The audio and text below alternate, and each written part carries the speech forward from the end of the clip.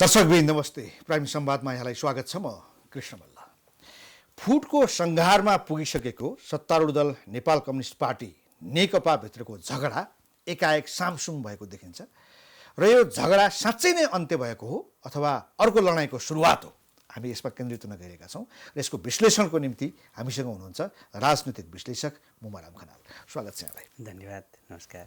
अब नेपालको पोलिटिक्सलाई तपाईँ एकदम नजिकबाट हेरिनु भएको छ र यी सत्तारूढ नेकपा भित्रको लडाइँ यतिसम्म अगाडि बढेको थियो कि अब यो सरकार पनि रहँदैन र पार्टी पनि रहँदैन भन्ने त्यो किसिमको बुझाइ भइसकेको थियो। तर एकाएक सचिवालय बैठक बस्यो र उहाँहरू अब हामी बिच केही पनि हुँदैन, हामी सबै मिल्यौँ, पार्टी एकबद्ध हुन्छ भनेर एउटा नाटकीय रूपमा अगाडि बढेको देखिन्छ र त्यो सम्झौता पनि त्यही किसिमको हो कि भन्ने बुझ्नमा आएको छ। वास्तविक कुरा के हो, उहाँहरूको यो झगडा उत्कर्षमा पुगेका बेला एकाएक यो मिलनको रहस्य के हो? म त त्यो रहस्यवादी चाहिँ उसमा विश्वास गर्दिनँ होइन।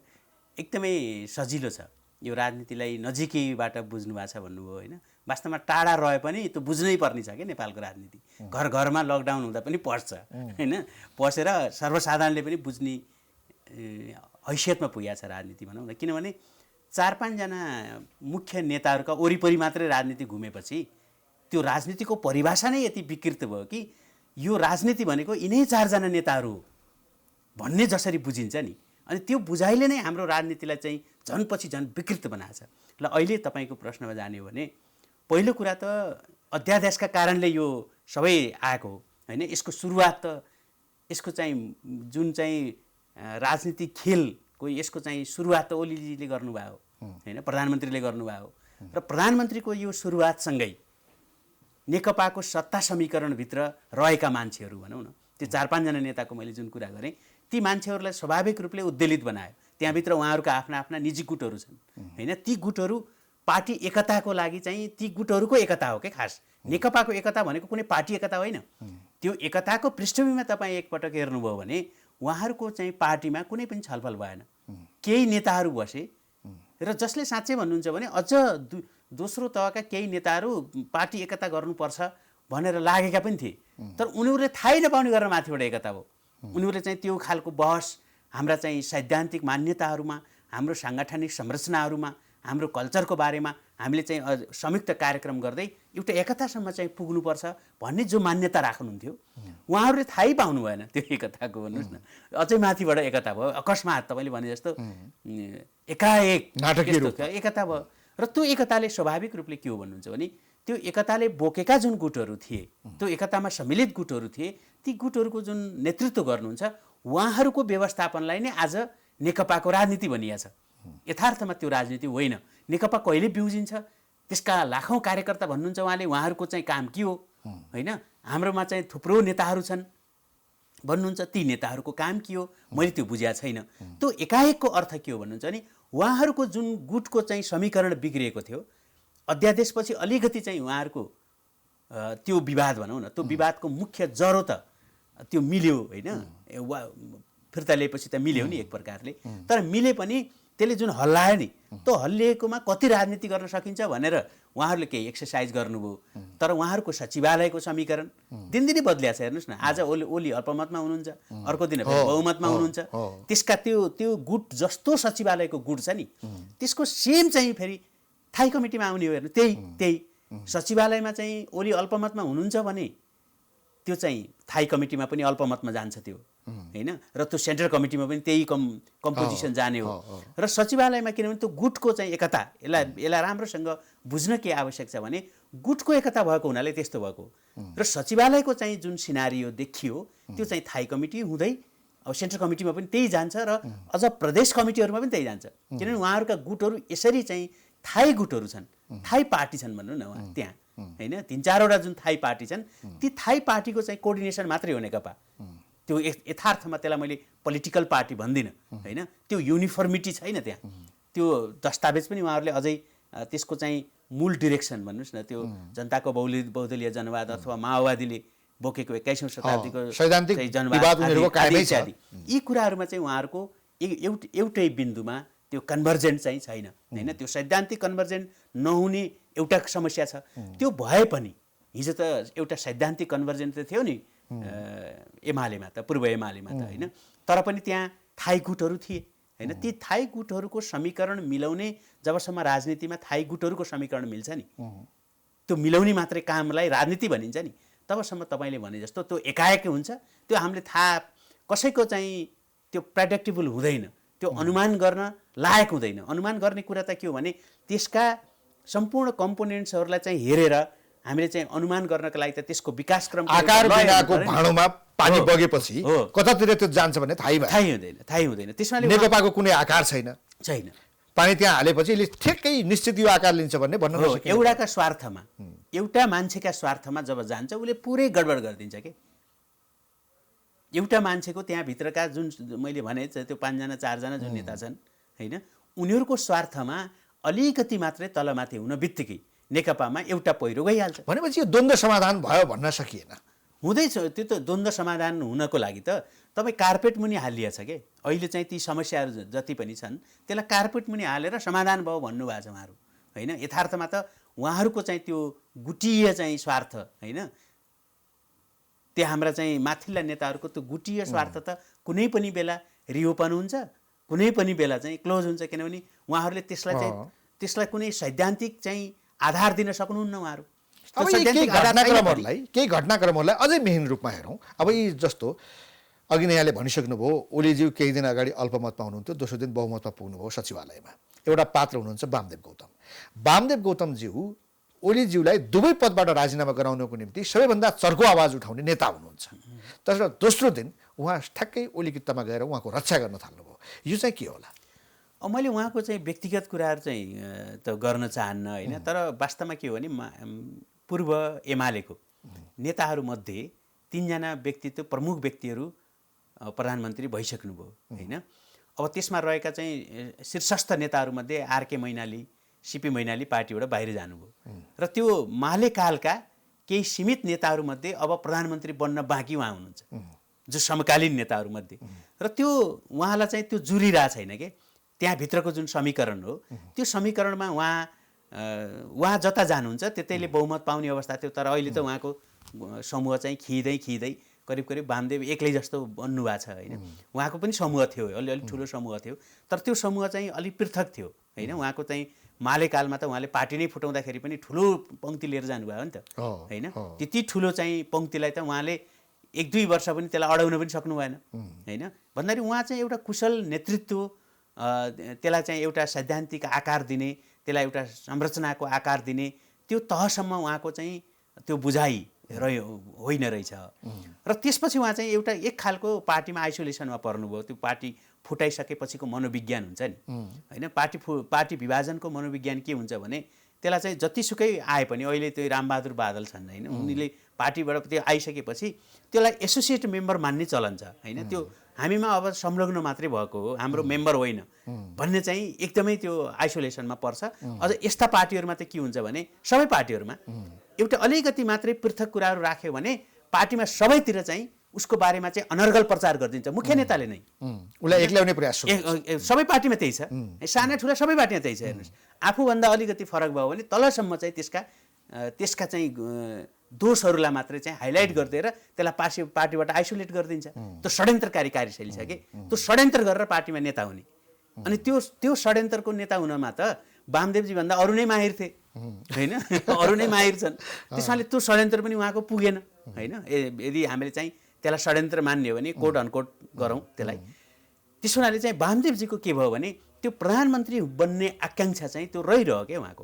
या त पार्टी अध्यक्ष बन्ने अथवा चाहिँ एउटा प्रधानमन्त्री बन्ने भनौँ न, यी दुईटा आकाङ्क्षाहरू उहाँका अतृप्त रहन गए। र त्यो हाम्रो हिन्दू धर्ममा पनि अतृप्त आत्मा चाहिँ अलिक बढी तडपिन्छ भन्छ नि होइन। त्यसका लागि चाहिँ अलि यज्ञ गरेर होइन, पूजाआजा गरेर त्यसलाई चाहिँ ठिक ठाउँमा राख्नुपर्छ। अब उहाँलाई चाहिँ नेकपाले चाहिँ पूजाआजा गरेर ठिक ठाउँमा राख्न सकिरहेको छैन होइन। अझै पनि उहाँ तडपिरहनु भएको छ। यथार्थ पनि हो, यदि अहिले जस्तै यही समीकरण मात्रै हुन्छ भने त वामदेवजीलाई प्रधानमन्त्री नदिनुको कारण पनि हुँदैन। अब उहाँको त्यो अतृप्त आत्मालाई शान्ति प्रदान गर्नको निम्ति उहाँले निकास एउटा निकाल्नु भएको छ, प्रतिनिधि सभाको सदस्य बनाउने हो। अब त्यो पूजाआजा चाहिँ गरिरहनु भएको छ, नेकपाले पनि पूजाआजा त गरिरहेछ, तर पूजाआजा गर्दाखेरि त्यो विधि पुगेन कि। विधि नपुगेपछि के हुन्छ भन्नुहुन्छ भने पूजाआजा त गरिन्छ होइन, नक्कली पूजा, रुद्रीको विधि नक्कली पूजा हो। सप्ताह लाउने भने त 7 दिन त हुनु पर्यो नि त। सप्ताह लाउने भनेर तपाईँ एकै दिनमा सप्ताह भन्नु भने एक दिनै सप्ताह पनि हुन्छन् होइन, तर एक दिने पूजाको चाहिँ नाम अर्कै हुन्छ नि। त्यो पूजाको विधिले वामदेवलाई प्रधानमन्त्री बनाउँछ बनाउँदैन? अब होइन, बनाउँदैन। त्यो बन्ने दिशातिरै छैन नि त। त्यसमा प्रतिनिधि सभाको सदस्य बन्न सक्नुहुन्न। अनि प्रतिनिधि सभाको सदस्य बन्नको लागि त उहाँलाई चाहिँ के गर्नु पर्यो भने सबभन्दा पहिले त उहाँ एउटा निर्वाचन क्षेत्र खाली हुनु पर्यो होइन।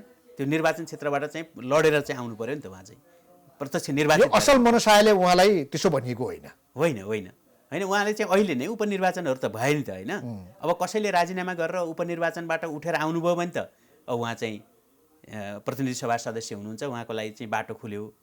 यदि राष्ट्रिय सभामा लगेको मान्छेलाई पनि प्रधानमन्त्री बनाउने हो भने उहाँहरू संविधान संशोधनसम्मको कुरा आइरहेको थियो होइन। अब उहाँ चाहिँ त्यो संविधान संशोधन गरेर एकजनालाई प्रधानमन्त्री बन्ने बाटो खुलाउने कुरा आफैमा दुर्व मात्रै छैन कि वामदेवजीको राजनीतिक व्यक्तित्व त्यो कारणले गर्दाखेरि यति खस्किएको छ, त्यसको मूल्याङ्कनै उहाँले गर्नुभएको छैन। फेरि अर्को पाटो पनि यहाँ मानिसहरूले त्यति खासै हेरेका छैनन्। अब प्रतिनिधि सभाको सदस्य बन्नुको लागि पनि उहाँ त हारिसकेका मान्छे हो नि होइन। अब समानुपातिक उम्मेदवार भएको एकपटक हारिसकेको मान्छेलाई कम्तीमा यो प्रतिनिधि सभाको अवधिभर ऊ सदस्य बन्न पाउने छैन भन्ने हाम्रो संवैधानिक व्यवस्था छ। होइन, प्रतिनिधि सभामा उठ्न पाउँछ होइन, उठ्न नपाउने भन्ने व्यवस्था छैन। कुनै पनि प्रतिनिधि सभाको प्रत्यक्ष निर्वाचनमा उठ्न पाउँछ, त्यसको लागि संविधान संशोधन गर्नु पर्दैन। तर त्यसका लागि के भने उहाँको आफ्नो नैतिक प्रश्न त छँदैछ होइन। नैतिक हिसाबले त उहाँ त एक ठाउँबाट पराजित भएपछि अर्को ठाउँबाट उठ्ने भनेको कुरा नै एउटा अनैतिक हो। जस्तै नारायण काजी श्रेष्ठ एक ठाउँबाट हारेको छ, हारेको व्यक्तिलाई चाहिँ त्यहाँ लाँदाखेरि आफै भन्नुपर्छ नि, म नैतिकताको हिसाबले पनि जाँदैन, मलाई जनताले चाहिँ कुनै पनि चाहे त्यो प्रतिनिधि सभा होला त्यो राष्ट्रिय सभा होला त अरूको मान्छे छैनन् त्यहाँ, मलाई उहाँले अझ नैतिकताको कुरा गर्नुहुन्छ। हेर्नुहोस् होइन, उहाँहरूले नेकपामा नैतिकता भन्ने छँदै छैन के। त्यो प्रधानमन्त्रीदेखि लिएर पार्टी अध्यक्षदेखि लिएर तलसम्म जे गरिरहनु भएको छ उहाँहरू, त्यो एक ढङ्गको नैतिक क्रियाकलाप। त्यसो भए वामदेवजीलाई बाटो चाहिँ खुल्ला छ, तर पार्टीगत रूपमा सहयोग असहयोग के हुन्छ, पूजाका विधिहरू नै गलत भइसक्यो। राष्ट्रिय सभा मार्फत लानको लागि त संविधान संशोधन गर्नु पर्यो होइन, तर प्रतिनिधि सभा मार्फत चाहिँ जानको लागि चाहिँ त्यसमा पनि 78-4मा अलि फरक व्यवस्था रहेछ होइन। त्यो प्रत्यक्ष निर्वाचनको लागि चाहिँ उठ्न चाहिँ पाउनुहुन्छ उहाँ। अर्को साथसाथै के पनि देखियो भने जस्तो अब सचिवालय बैठकको केही दिनपछि प्रचण्डज्यू र माधव नेपाल बीच हिजो कुराकानी भएको छ। अब यो प्रचण्ड र ओली बीच चोचोमोचो मिल्यो भन्ने होइन, त्यो देखिन्छ होइन। त्यो उहाँहरू दुईजना चाहिँ नमिलिकन त यो एकता त्यहाँसम्म अहिले जुन विवादहरू थिए त्यो मिल्नका पछाडिका दबाबहरू के हुन् भन्ने कुरा चाहिँ आफैमा हामीले अघि अलिकति छलफल गऱ्यौँ। त्यो दबाब चाहिँ पार्टीभित्रको समीकरण नै हो, किनभने अहिलेका नेताहरू कसका पछाडि लाग्दा बढी फाइदा हुन्छ भन्ने कुरा उनले नबुझेका भन्ने त हुँदैन होइन। सचिवालयमा भएका व्यक्तिहरूले नबुझेको भन्ने छैन होइन। रामबहादुर थापा भोलि प्रचण्डतिर लाग्दा अथवा ओलीतिर लाग्दा कताबाट फाइदा हुन्छ भन्ने त हिजो वैद्यतिर लागे, त्यताबाट फाइदा भएन, फेरि प्रचण्डतिर आए, फेरि चाहिँ अहिले ओलीतिर लागिरहेछन् होइन। मतलब यस्ता मान्छेहरूको तपाईँले चाहिँ कुनै अडानको कुरा त हुँदैन, त्यहाँ आफ्नो क्षणिक स्वार्थका हुन्छ, त्यही अनुसार चाहिँ नेता पनि त्यस्तै छ भनेपछि तपाईँले उहाँहरूका जुन व्यक्तिगत स्वार्थका समीकरणहरू हुन् नि, त्यो समीकरण जति बेला पनि बदलिन सक्छ के। किनभने तपाईँले अझ ठुलो पद दिन्छु मैले भन्नुभयो भने अर्काले आफ्नो अडान परिवर्तन गर्ला, अब उनीहरूले गरेका गल्तीहरू उठाइदिन्छु भन्दा उसले अडान परिवर्तन गर्ला। त्यस हुनाले राजनीति नभएर जब राजनीतिक पार्टीभित्र अराजनीति बढी हुन्छ नि, त्यसपछि यस्ता प्रकारका चाहिँ समीकरणहरूले बढी चाहिँ प्रभावित पार्छन् होइन। र नेकपाको चाहिँ मैले त आर्टिकल पनि लेखेको थिएँ एउटा पत्रिकामा कि स्वार्थ समीकरणहरूलाई नै नेकपाका 4 जना नेताहरूको लम्पट स्वार्थ समीकरणलाई नै तपाईँले चाहिँ राजनीति भन्नुहुन्छ भने होइन, त्यहाँबाट बाहिर पार्टीलाई निकाल्नुहुन्न भने तपाईँहरूले यत्रो ठुलो पार्टी र सत्तामा गएको छ, केही गर्न नसकेर आफै जुन रोमलिनु भएको छ र अस्थिर बनाउनु भएको छ राजनीतिक वातावरणलाई, यसबाट पार्टीलाई बाहिर निकाल्ने एउटा अवसर छ नि त होइन। त्यसलाई बाहिर निकाल्ने त्यो अवसरलाई प्रयोग गर्नेमा चाहिँ कहीँ पनि छैन। र तपाईँले जुन दोस्रो तहका नेता भन्नु उहाँहरू त इतिहासमा यति नालायक देखेँ मैले झन् होइन। त्यही लम्पट स्वार्थ समीकरणका वरिपरि आफूलाई चाहिँ त्योभन्दा पनि तल राखिरहेछ होइन। किनकि त्यो पार्टीबाट चाहिँ दोहन गर्नेमा त युवा पुस्ता पनि कम छैन हेर्नुहोस् होइन। उसको पनि कुनै चाहिँ पारदर्शी आम्दानी बिना जुन दोहनमा चाहिँ दोहनकारी कार्यमा ऊ पनि संलग्न भएको छ, उसले त आफ्ना आफ्ना गुटका नेतालाई चाहिँ बचाउनेमा लाग्छ र त्यो गुटभन्दा तल उसले चाहिँ आफूले चाहिँ यो देशको नेतृत्व लिने भन्ने त्यो खालको सोचै छैन होइन। केही आशा लागेका नेताहरूको पनि कहीँ पनि तपाईँले चाहिँ यत्रो चाहिँ विवादहरूमा होइन यसलाई चाहिँ एउटा दिशा दिउँ भनेर चाहिँ कहीँ पनि देख्नु भएन। ठुल्ठुला मार्क्सवादका कुरा त हामीले सुन्यौँ, तर आफ्नै पार्टीभित्र होइन त्यो मार्क्सवाद कहाँ छ भन्ने कुरा केही पनि छैन। उनीहरूलाई पनि आफ्नो स्वार्थ कहाँबाट सिद्ध हुन्छ, विदेशी शक्तिहरूसँग कसरी आफ्नो सम्बन्ध प्रगाढ बनाउने त्यही केन्द्रित देखिन्छ। एकदम त्यो इनिसिएसन लिने होइन, त्यो इनिसिएसन लिने र त्यो इनिसिएसनलाई चाहिँ पार्टीभित्रको चाहिँ एकतामा रूपान्तरण गर्ने त्यो दिशातिर, राजनीतिक चाहिँ दिशातिर चाहिँ भन्दा पनि त्यो आफ्नै चाहिँ स्वार्थ समीकरणलाई चाहिँ नभत्काउने, अहिले अझै पनि नभत्काउने र ती स्वार्थ समीकरणलाई कसदै जाँदाखेरि नेकपा दिन प्रतिदिन चाहिँ त्यस्ता गुटहरूको एउटा कोअर्डिनेसन मात्रै भएको छ। वास्तवमा इमान्दार मान्छेहरू जसले नेकपा बनाउनको लागि चाहिँ इतिहासदेखि ठुलो सङ्घर्ष गरेर आए ती चाहिँ नेताहरू चाहिँ वास्तवमा भन्नुहुन्छ नि गाउँ गाउँमा छन् र त्यसलाई हेरेर कम्युनिस्ट पार्टी बाँचिया छ। यसपटकको द्वन्द्व समाधानको निम्ति पार्टीका नेताहरूको आफ्नो एउटा इन्ट्रेस्टहरू, उनीहरूका समीकरण फेरबदल आउनु ठाउँमा छ, तर साथसाथै चिनिया राष्ट्रपति र हाम्रो राष्ट्रपतिको कुराकानी भयो, राजदूतको चाहिँ यहाँ प्रत्येक शीर्ष नेताहरूसँग नेकपाका घरै गएर भेटघाट भयो होइन, त्यो प्रमुख कारक हो भन्छन् नि। अनि त्यो होला मलाई लाग्छ, किनभने चिनको दबाब होइन, चिनको दबाब चाहिँ राजदूतसँग चाहिँ पार्टी अध्यक्ष प्रधानमन्त्रीसँगको भेटघाट र त्यो बेलामा चाहिँ जुन खालको चाहिँ दौडधुप देखियो होइन, चिनको चाहिँ जुन अलिकति साइलेन्ट डिप्लोमेसी हो त्यो डिप्लोमेसी त केही वर्षदेखि त एकदमै उजागर भएर होइन सतहैमै आयो। त्यो साइलेन्ट डिप्लोमेसी छैन होइन, त्यो ट्र्याक 2 भन्दा पनि अब फर्स्ट ट्र्याकबाट भन्नुहोस् न, उनीहरू चाहिँ सिधै भेट्ने सबै गरिरहेछन् होइन। त्यसमाले त्यो चिनले बिस्तारै चाहिँ नेपालकै सन्दर्भमा चाहिँ नेपालको राजनीतिलाई अझ बढी चाहिँ अस्थिर बन्छ कि भन्ने चिन्ताका साथ चाहिँ त्यो ढङ्गले चाहिँ जुन दौडधुप गर्छ, त्यो त हामीले विदेशी हस्तक्षेपको कुरा गर्दा हामीले भारतको कुरा गर्छौँ होइन। अब त्यो चिनले मिलाइदिएको हो कि होइन नेकपालाई? यसपटकको झगडा चिनले मिलाएको हो होइन, म त चिनले मिलाएको त म भन्दैन होइन, तर चिनिया चाहिँ अस्वाभाविक चाहिँ चिनिया दौडधुप जुन देखियो होइन, अब त्यसले चाहिँ म त चाहिँ इन्टरनल फ्याक्टर नै मेन हुन्छ भन्छु होइन, भित्रको चाहिँ समीकरण नै। त्यसो भए त चिनले झगडा गराइदिएको त होइन नि त होइन। पहिला के थियो भने नेकपाको स्कुलिङ चिनको कम्युनिस्ट पार्टीको हिसाबमा जाने, उनीहरूले आएर यहाँ प्रशिक्षण पनि दिएका छन्, त्यहाँबाट यिनीहरूको चाहिँ एक्सटेन्सन त्यहाँ जोडिन्छ नि त होइन। पक्कै पनि चिनले चाहिँ तिमीहरू फुट्नुपर्छ त चिनले भनेन होला होइन, चिनिया राजदूतले भनिनन् होला तिमीहरू जुट्नुपर्छ भने होला, तर त्यो जुट्ने आधारहरू त्यो चिनले क्रिएट गरेर मात्रै हो, अथवा चिनले दबाब पनि दियो होला, मैले दिएन पनि भन्दिनँ होइन। त्यो खालको चाहिँ राजनीतिक पार्टीहरूभित्रको चलखेल त देखियो चिनको होइन, त्यो चाहिँ गलत हो नेपालको सन्दर्भमा भन्नुहुन्छ, म गलत भन्छु त्यसलाई, र त्यो राम्रो कुरा होइन, त्यस्तो गर्नु हुँदैन चाहिँ होइन। र सहज पहुँच चिनीहरूले जुन दिन्छन् नि, चाहे भारतीय राजदूत होला चाहे चिनिया राजदूत होला, हरेक ठाउँमा उनले भन्ने बित्तिकै चाहिँ आधा घन्टा 15 मिनटमा चाहिँ उनीहरूको चाहिँ बेडरुमसम्म जुन जान्छन् नि, अब यो त एकदमै ठुलो समस्याको विषय हो। हेर्नुहोस्, यो जति ठुलो समस्याको विषय त नेपालको राजनीतिमै केही छैन होइन। हामीले पहिलो संविधान सभाको वरिपरि कस्तो देख्थ्यौँ होइन चित्र, त्योभन्दा अलिकति चाहिँ थोरै चाहिँ इम्प्रुभ भएर त गएको छ, किनभने हाम्रो सरकार पनि अलि स्थिर भयो होइन। तर यो अहिलेसम्म आउँदाखेरि पनि उनीहरूको चाहिँ पार्टीभित्रको आन्तरिक जुन समीकरण हो त्यसले नै प्रमुख प्रभाव पार्ने हो, त्यो एकताका लागि बल दिने त्यसले हो। प्रभाव चाहिँ निमित्तिक कारणमा चिन पनि होला। अब के भने अब पार्टी स्कुलिङ पनि चिनिया कम्युनिस्ट पार्टीको जस्तै हुने, अब उतै कम्युनिस्ट पार्टी पनि भगिनी सङ्गठन हो नि त उहाँहरू भने पनि चिनिया कम्युनिस्ट पार्टी चाहिँ आएर नेकपा र चिनिया कम्युनिस्ट पार्टीको सम्बन्ध जुन चाहिँ पहिला सुरुमा चाहिँ माओ सेतुङ हुँदाखेरि चिनमा, अथवा रुसमा चाहिँ स्टालिन हुँदाखेरि जुन खालको अन्तर्राष्ट्रिय कम्युनिस्ट आन्दोलनलाई एक प्रकारले चाहिँ गाइड गर्ने, बरु माओको त त्यति धेरै होइन, यहाँका पार्टीहरू नै बढी प्रभावित भएका हुन्। तर रसियनहरूको त चिनमा पनि महासचिवै चाहिँ नियुक्ति गरेर पठाउने, भारतको कम्युनिस्ट पार्टीमा महासचिवै नियुक्ति गरेर पठाउने जुन थियो त्यो चाहिँ युग होइन अहिले चिनियाहरूले पनि त्यो तहको जुन हस्तक्षेप हो, त्यो तहको चाहिँ चासो हो, त्यो छैन। त्यो भने चिनले मिलाइदिएको भन्नु पर्दैन त्यो चिनले मिलाइदिएको भन्नु चाहिँ पर्दैन, तर चिनिया चाहिँ जुन दौडधुप हो नेपाल हाम्रा नेताहरूलाई भेटघाट गर्न, त्यो त्यस्तो हुनु हुँदैन र त्यो मिलाउन पनि उनीहरूले पनि यो फुट्यो भने राम्रो हुन्न हाम्रो लागि पनि। त्यसो भए त्यो राजदूतको दौडधुप किन नि, के जरुरी छ त्यो? हो त्यही भने नि, किन दौडधुप? हिजो पनि हाम्रो संविधान सभामा त्यो हाम्रा चाहिँ छिमेकीहरूका आफ्ना चासोहरू छन् होइन, आफ्ना चासोहरू छन् कि ती चासोहरूलाई हामीले सम्बोधन गरिदिनुपर्छ, उनीहरूका चाहिँ जायज चासोहरूलाई यो र हाम्रो स्वार्थमा, हाम्रो राष्ट्रिय स्वार्थमा चिनिया चासो र भारतीय चासोलाई हामीले सम्बोधन गर्दैनौँ भने ती ठुला राष्ट्र छन्, शक्तिशाली छन् र उनीहरूले आफ्नो चासो आफै सम्बोधन गर्न थाल्छन् कि उनीहरूको दौडधुप त्यहाँ हो।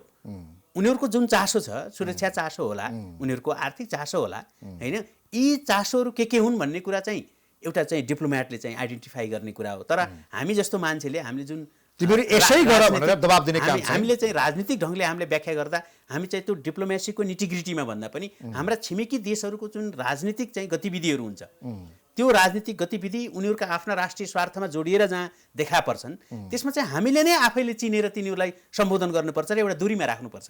त्यो दूरीमा हामीले राख्न सकेनौँ भने उनीहरू आफै चाहिँ प्रोएक्टिभ हुन्छन् र उनीहरूको त्यो प्रोएक्टिभनेसलाई रोक्न सक्ने चाहिँ हाम्रो देशको हैसियत बन्दैन। अब यो नेकपाको यात्रा भन्ने के हो? किनभने उहाँहरूको विश्वास अविश्वास शङ्का उपशङ्का घात प्रतिघातको राजनीति चल्दै आयो। अब पार्टी एक हुँदाखेरि पनि त्यो सम्झौता 5 गते हामी सबैले पढेकै हो नि, आलो पालो प्रणाली अनुसार प्रधानमन्त्री बन्ने भन्ने। बिचमा ओलीज्यू र प्रचण्डज्यूका फरक फरक अभिव्यक्ति आए, अब पालो पुग्यो मलाई चाहियो भन्ने किसिमका कुराहरू आए। ती सबै छताछुल्ला भए, हराए, तिनको पालना केही पनि भएन, स्थिति यहाँसम्म आइपुग्यो। अब के भने अब हामी सबै मिल्यौँ, अब हामी झगडा हुँदैन, होइन, अब ओलीज्यू नै 5 वर्षसम्म प्रधानमन्त्री बन्नुहुन्छ, अब पार्टी कसले चलाउने त्यो स्पष्ट देखिया छैन। अझै पनि 2टा कुर्सी साथमा राखेर त हुँदैन, कार्यकारी अध्यक्ष भनिएको छ, स्थायी कमिटी पनि बोलाइएको छ। अब उहाँहरूको यात्रा के साँच्चै नै ओली 5 वर्ष प्रधानमन्त्री बन्नुहुन्छ अथवा बिचमा सरकार फुट्ने सम्भावना आउँछ अथवा पार्टीमा विग्रह नै आउँदैन, के देख्नुहुन्छ? होइन, म चाहिँ त्यो ओलीजीले छोड्ने त देखिँदैन, होइन, ओलीजीले चाहिँ नछोड्नु होला र छोड्दा त्यति राम्रो पनि हुँदैन। किनभने चाहिँ नि एउटै पार्टीको अर्को नेता जानु र उहाँहरूको बिचमा जुन सम्झौता भए पनि अहिलेको यो बाई प्रोडक्ट अर्थात् यो सह उत्पादन भन्नुहोस् न, अहिलेको सह उत्पादन त त्यही चाहिँ 2 जना पालो पालो प्रधानमन्त्री बन्ने कुराकै सह उत्पादन हो यो, होइन। उहाँले चाहिँ त्यो प्रधानमन्त्री नदिने भइसकेपछि, यदि अब ओलीले नछोड्ने भइसकेपछि प्रचण्डले पनि के हो भने कयौँ संवैधानिक नियुक्तिहरूमा, होइन, कयौँ चाहिँ पार्टी पनि जानेर संलग्न हुनुपर्छ कतिपय डिसिजनहरूमा, होइन। ती डिसिजनहरूमा अलिकति चाहिँ बाधा पुगेपछि यिनीहरू चाहिँ पार्टीभित्र गए पनि जाउन् भनेरै ल्याएको हो त्यो विधेयक त। विधेयक वास्तवमा अरू पार्टी फुटाउन ल्याइएकै होइन, होइन। उहाँहरूले ओलीजीले विधेयक चाहिँ ल्याउनु भएको आफ्नै पार्टी फुटाउन हो, फुटाउनु भन्दा पनि यिनीहरू चाहिँ जानलाई सहज होस् भनेर। यसको मतलब त उहाँले चाहिँ कतिपय आफ्ना चाहिँ वाञ्छित के छन् मलाई थाहा छैन, ती क्रियाकलापको लागि उहाँले पार्टीभित्र मलाई चाहिँ एउटा अध्यक्षबाट असहयोग भएको छ भन्ने त छ नि, होइन। त्यसैको बाई प्रडक्ट हो यो अहिले आएको चाहिँ नेकपाभित्रको अन्तर्कलह भनौँ न। अब यो अन्तर्कलहलाई चाहिँ एउटा निकास दिने भनेको जो उहाँहरूले चाहिँ अहिले जुन अस्थायी निकास बनाउनु भयो, त्यो त कुनै पनि बेला फेरि आउँछ, होइन। कुनै पनि बेला अहिले 2 महिनापछि आयो भने पनि आश्चर्य नमान्नु, त्यो षड्यन्त्रमा लागिसकेका छन्। हो, अब यो त के हो भने उहाँले त्यो हदसम्मको प्रधानमन्त्रीले त्यो हदसम्मको रियाक्सन देखाइसक्नुभयो, होइन। अध्यादेशै लगेर फिर्ता लिएर अनि अर्कोले चाहिँ फिर्ता लिएर देखाइसक्यो। उहाँहरूले मजाले चाहिँ घिउ बेचुवा र तरबार बेचुवाको खेल त खेलिसक्नु हो नि त, होइन। एउटाले अध्यादेश ल्याएर अर्कोले फिर्ता गरेर त भयो नि त्यो, होइन। त्यो त्यसमा जनमतको पनि ठुलो, त्यो नेकपाको मात्रै विवाद चाहिँ भएन, त्यो अध्यादेशका कारणले त्यो नेकपाको मात्रै विवाद भएन, त्यो त अरू पार्टीहरू पनि त्यसमा आकर्षित भए, हाम्रो चाहिँ सिभिल सोसाइटी आकर्षित भयो। यति धेरै चाहिँ जुन जनमत चाहिँ त्यसको विपक्षमा बन्यो, होइन। त्यो विपक्षमा बनेको जनमतलाई चाहिँ राजनीतिकरण गर्न त हाम्रा अरू चाहिँ नेकपाको अर्को चाहिँ गुटमा रहेका चाहिँ साथीहरूलाई त त्यो त ठुलो त्यो त साधन भयो नि त, होइन। त्यो साधनको राम्रोसँग उहाँहरूले प्रयोग गर्नुभयो।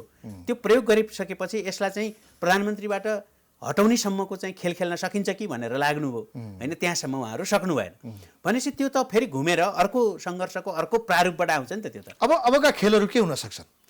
न अबको खेलहरू भनेको अबको खेल पनि अब त्यहाँ जुन चाहिँ म चाहन्छु, जहाँ चाहिँ नेपाली जनताले देख्न चाहन्छन् त्यो खेल त नहुने भयो। नेकपाको खेल केमा होस् भने यो मुलुकलाई चाहिँ समृद्ध गर्नका लागि, यो मुलुकलाई विकास गर्नका लागि उहाँहरूलाई जुन जनमत दिएको छ त्यो खेल होस् भन्ने चाहेको हामीले। उहाँहरूले त झन् स्थिर सरकार स्थिर होस्, होइन, र राम्रोसँग उहाँहरूले पार्टी र सरकार मिलेर यो मुलुकलाई चाहिँ राम्रो बनाउनुहोस् भनेर दिएको हो नि त्यो त। त्यो हामीले चाहेको, नागरिकले चाहेको खेल त भएन त्यो, होइन। हामी जस्तो मान्छेहरूले चाहेको खेल भएन। तर खेल के भयो भने त्यसको उल्टो, आफ्नै पार्टीलाई अस्थिर बनाउने खेल, यो मुलुकलाई अस्थिर बनाउने षड्यन्त्र र अझ बढी चाहिँ तानाशाही चाहिँ दिशातिर जाने खेल, होइन अझ बढी चाहिँ लोकतान्त्रिक अधिकारहरूलाई कुण्ठित बनाउने खेल जो खेलिरहनु भएको छ उहाँहरूले यो खेल बन्द गर्नु पर्यो र अझै पनि तपाईँहरूले चाहिँ तपाईँहरूको पार्टी बाहिर कसैले पनि सरकारमा आएको पनि छैन र सडकमा आएर ठुला ठुला आन्दोलन भएका पनि छैनन्।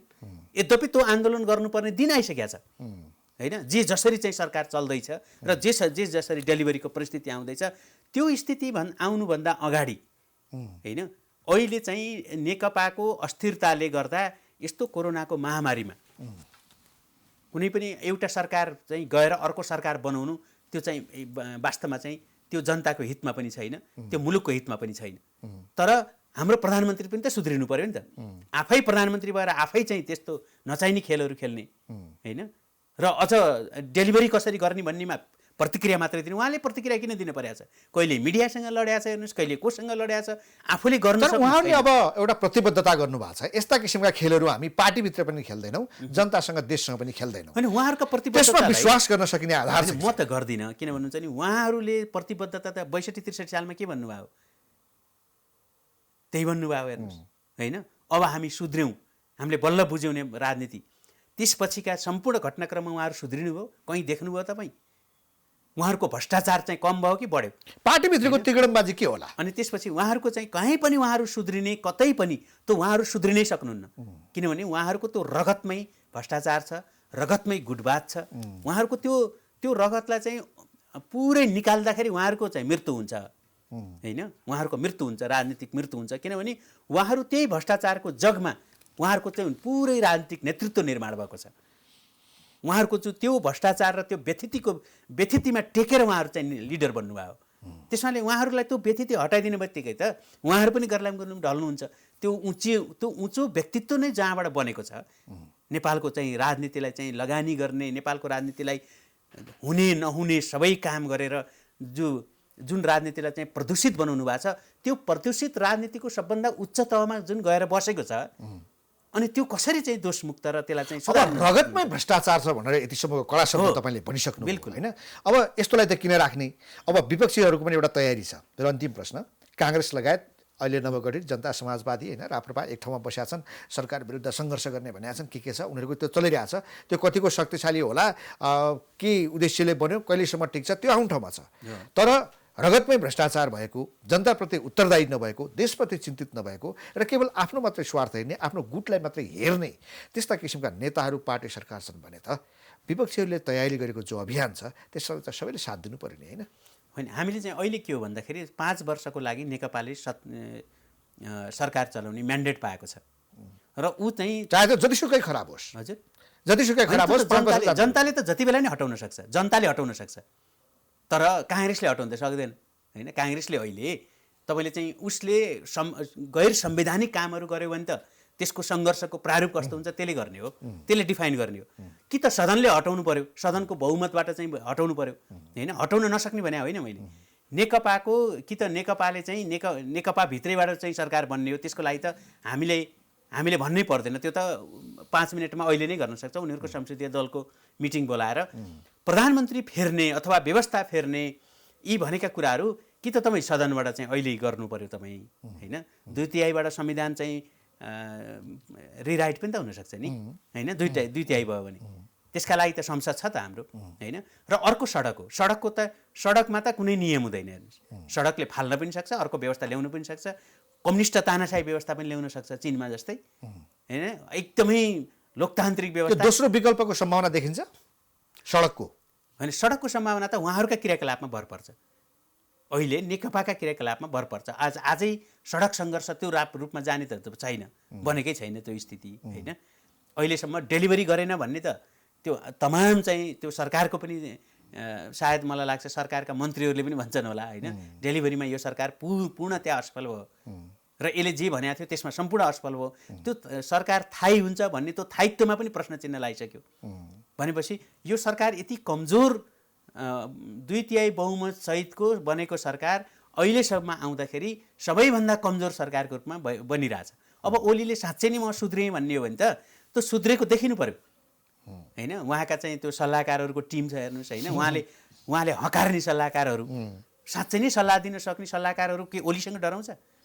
कसैसँग पनि डराउनु, सल्लाह दिन सक्ने सल्लाहकार चाहिए के होइन आफ्ना जागिर खाने आसेपासेहरूलाई लगेर सल्लाहकार भनिदिएर के मतलब हुन्छ त्यो होइन बरु चाहिँ सल्लाहकार यस्ता ल्याउनुहोस् जो तपाईँलाई साँच्चै सल्लाह दिन सक्छ बरु त्यसको तलब चाहिँ 15 लाख बनाइदिनुहोस् न संशोधन गर्नुहोस् सल्लाहकारको तलब 15 लाख बनाइदिनुहोस् र वर्ल्ड क्लास मान्छेहरू जसले चाहिँ साँच्चै नै नेपालको राजनीतिलाई बुझेर त्यो खालको सल्लाह दिन सक्ने प्रधानमन्त्री बेकु भएर केही हुँदैन हेर्नुहोस् यदि साँच्चै नै काम गर्ने हाम्रा इन्स्टिट्युसनले काम गर्ने वातावरण र ती इन्स्टिट्युसनले काम गर्ने कसरी हो भन्ने चाहिँ राम्रो सल्लाहकार आउनु बित्तिकै त अब फरक हुन्छ होइन प्रधानमन्त्री जतिसुकै बेमकुफ भए नेपालीहरू पनि रहन्छन् भने उसको टिम राम्रो छ म त भने के भन्छु नि he can do Nepali well. हो नेपालीहरू छैनन् भने संसारका प्रोफेसनल सल्लाहकार ल्याए पनि हुन्छ कुनै चाहिँ प्रोफेसरहरू होइन जसले नेपाल जस्तो देशको चाहिँ राजनीतिक अपरेटिङ सिस्टममा चाहिँ काम गर्न सक्छन् ती ल्याए पनि हुन्छ त्यो आफ्नै पार्टीका झोले ल्याउनु पर्छ भन्ने छैन